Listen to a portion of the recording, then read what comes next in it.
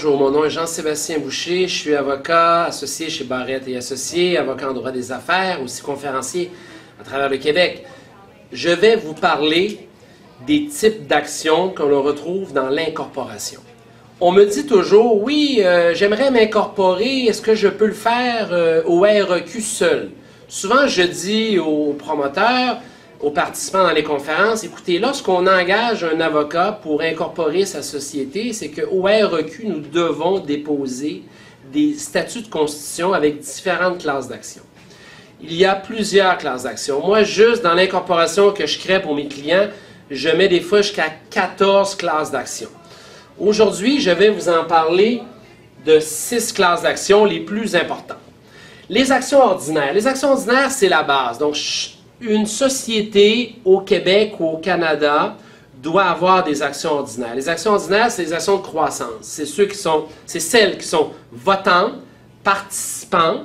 Donc, je vote, je participe aux dividendes et si on venait à liquider la société, ceux qui permettent de se séparer l'argent qui reste. On appelle ça le reliquat. Ça, c'est les actions ordinaires, selon moi, sont les plus importantes. C'est ceux qu'à un moment donné, dans 15 ans, vous devenez extrêmement riche, c'est vos actions ordinaires qui ont pris de la valeur.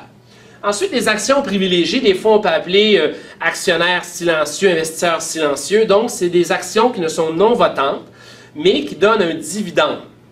On fixe un dividende. Donc, quelqu'un a mis 10 000 $, on fixe un dividende à 10 %. Donc, à la fin de l'année, si la société a fait des sous, il va être premier, il va passer premier, il est privilégié à tout le monde. Il aura le droit à 10 % de la somme qui a investi 10 000. Il aura le droit à 1 000 $ qui va provenir des profits. Donc, si la société fait des profits, il sera le premier à recevoir un dividende de 1 000 $. Donc, il participe au profit, il n'est pas votant, donc on l'appelle souvent l'actionnaire silencieux.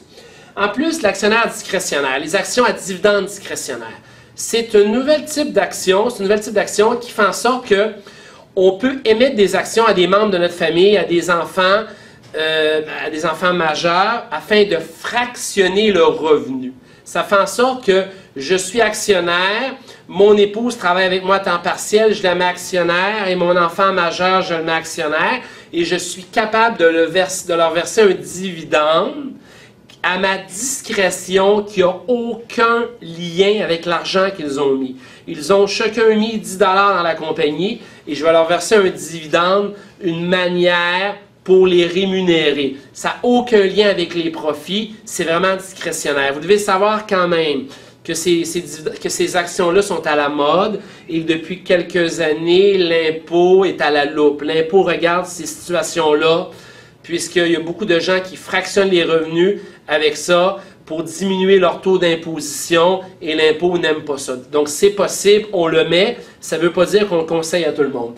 Ensuite, les actions de contrôle. On a entendu parler récemment avec Bombardier, avec Jean Coutu, que les familles fondatrices de ces compagnies-là ont des actions de contrôle. Donc c'est des actions qui ne participent pas au profit, mais qui ont des votes multiples. Donc je pourrais avoir des actions de contrôle, je ne reçois aucun dividende, mais chacune des actions me donne droit à 100 votes ou à 1000 votes.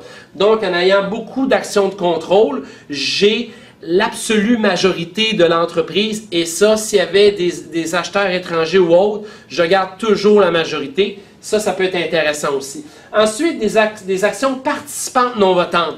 Donc, c'est comme des actions ordinaires. J'ai 10 %.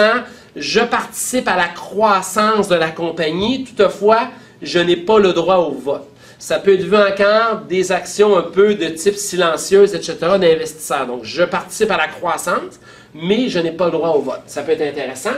Et pour terminer, dans une autre chronique, dans une autre capsule, je vous ai parlé de roulement fiscal. Donc, lorsqu'on est en travailleur autonome et qu'on migre vers l'incorporation, il y a des chances que lorsqu'on va transférer les biens du travailleur autonome vers l'incorporation, la compagnie va émettre des actions de roulement pour payer les actifs du travailleur autonome qui vont entrer dans la compagnie. Donc, c'est des actions de roulement qui sont mis dans l'incorporation, toujours, si on venait à faire un roulement fiscal ou plus tard, si vous, comme actionnaire de votre compagnie, vouliez créer une société de gestion, donc devenir actionnaire d'une société de gestion et la société de gestion devient actionnaire de votre compagnie, ça nous prendrait des actions de roulement pour faire le tout.